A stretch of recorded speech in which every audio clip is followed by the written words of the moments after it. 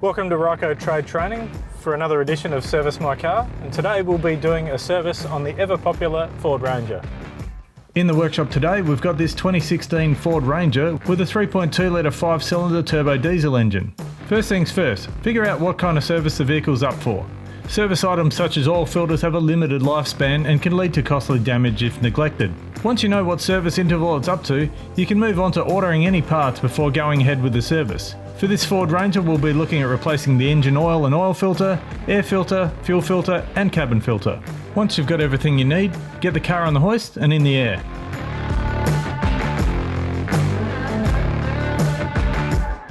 Alrighty, so when you've got the car in the air and you're about to drain the oil, always helps to have the engine just a little bit warm, not too hot because you might burn yourself, but it helps drain the oil out a little bit faster.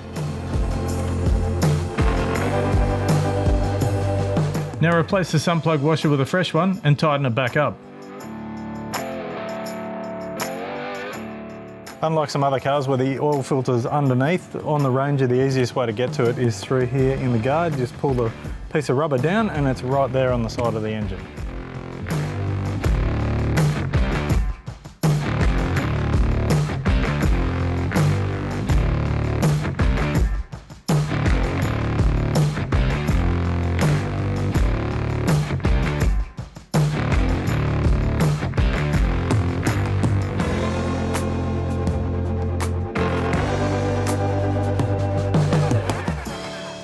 Now we can do our initial oil fill. These 3.2 litre 5-cylinder engines take about 9.2 litres of oil. Once you've reached that, start it up and check for leaks.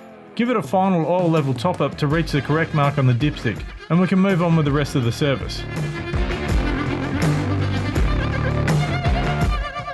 Next up we'll replace the air filter. On the Ranger we disconnect the airflow sensor plug, remove the airbox lid and pull the old filter out. Clear any debris from the airbox, fit the new Ryco air filter, put the lid back on, the clips down and plug the airflow sensor back in, and the job is done. And while we're in the engine bay, we'll also replace the fuel filter. First, locate the fuel filter assembly on the right side of the engine, closest to the firewall.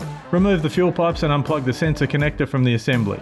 From there you can pull the assembly out and place it on the workbench. Unscrew the ring that secures the lid and gently pull the lid up. Gently remove the old filter cartridge to avoid any fuel spillage.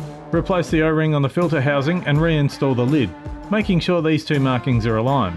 Screw the securing ring up until it clicks and reinstall the assembly back into the engine bay.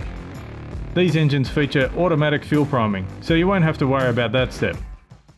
And now we're going to replace the cabin filter. To access the cabin filter in one of these, open the glove box and press the centre of both side panels like so to loosen the glove box down. You'll find the cabin filter housing is right behind the glove box.